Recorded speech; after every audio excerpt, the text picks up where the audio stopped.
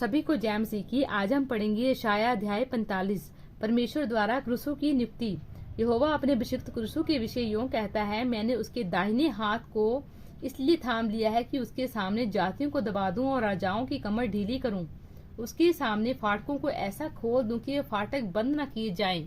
मैं आगे आगे चलूंगा और ऊंची ऊंची भूमि को चौरस करूंगा। मैं पीतल के किवाड़ों को तोड़ डालूंगा और लोहे के बेड़ों को टुकड़े टुकड़े कर दूंगा।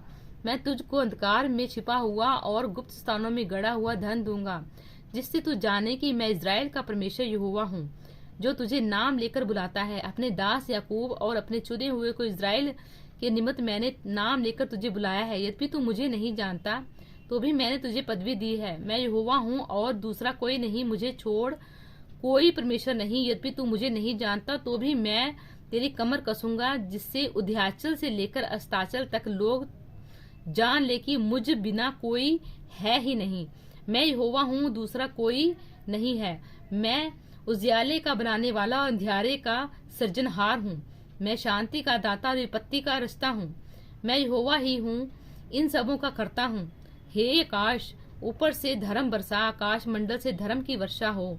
पृथ्वी खुले की उद्धार उत्पन्न हो और धर्म भी उसके संग उगाए। मैं यहोवा ही ने उसे उत्पन्न किया है, सृष्टि और इतिहास का प्रभु। हाय उस पर जो अपने रचने वाले से झगड़ता है, वह तो मिट्टी के ठीकरे में से एक ठीकरा ही है। क्या मिट्टी कुम्हार से कहेगी, तू यह क्या करता है? क्या कारीगर का बनाया हुआ कार्य उसके विषय कहेगा, उसके हाथ नहीं है? हाय उस पर जो अपने पिता से कहे, तू क्या जन्माता है, और अपनी माँ से, तू किसकी माता है?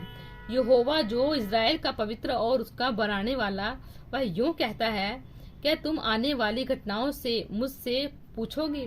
क्या मेरे पुत्रों और मेरे कामों के विषय मुझे आज्ञा दोगे? मैं ही ने पृथ्वी को बनाया और उसके ऊपर आकाश की मनुष्यों को सृजा है। मैंने अपने ही हाथों से आकाश को ताना और उसके सारे गणों को आज्ञा दी है।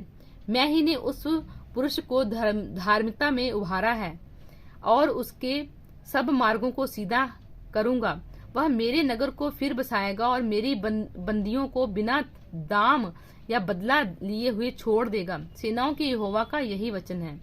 यहोवा यूं कहता है, मिस्रियों की कमाई और कुसियों के व्यापार का लाभ और सभाई लोग जो ढील डौल वाले हैं, तेरे पास चले आएंगे और तेरे ही हो जाएंगे। वे तेरे पीछे पीछे चलेंगे और सांकलों में बंधे हुए चले आएंगे और तेरे सामने दंडवत कर तुझसे विनती करके कहेंगे, निश्चय परमेश्वर तेरे ही साथ है और दूसरा कोई नहीं, उसके सिवाय कोई और परमेश्वर नहीं। हे इज़राइल के परमेश्वर, हे उद्धार करता, निश्चय तू ऐसा परमेश्वर है जो अपने को गुप्त रखता है। मूर्तियों के गढ़ने वाले सब के सब लज्जित और चकित होंगे, वे सब के सब व्याकुल होंगे, परंतु इज़राइल यहोवा के द्वारा युग युग का उद्धार पाएगा। तुम युग युग वर्ण अंत काल तक ना तो कभी लज्जित और ना कभी व्याकुल होगे, क्योंकि यहोवा जो आकाश का सृजनहार वही परमेश्वर है। उसी ने पृथ्वी को रचा और बनाया है, उसी ने उसको स्थिर भी किया। उसने उसे सुनसान रहने के लिए नहीं, परंतु बसने के लिए रचा। वही यूं कहता है, मैं यहोवा हूँ, मेरे सिवाय दूसरा कोई नहीं है। मैंने ना किसी गुप्त स्थान में, ना अंधकार देश के किसी स्थान में बातें की।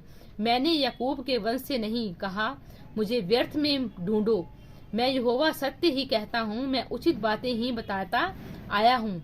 सृष्टि का प्रभु और बेबीलोन की मूर्तियाँ, हे जाति जाति में से बचे हुए लोगों, इकट्ठे होकर आओ, एक संग मिलकर निकट आओ। वह जो अपनी लकड़ी को खोदी हुई मूर्तें लिए फिरते हैं और ऐसे देवता से जिससे उद्धार नहीं हो सकता प्रार्थना करते हैं, वे अनजान हैं। तुम प्रचार करो और उनको लाओ। हाँ, वे आपस में सम्मति करें।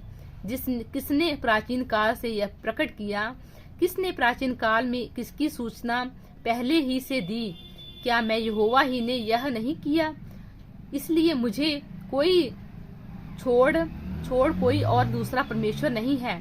धर्मी और उद्धार करता परमेश्वर मुझे छोड़ और कोई नहीं है।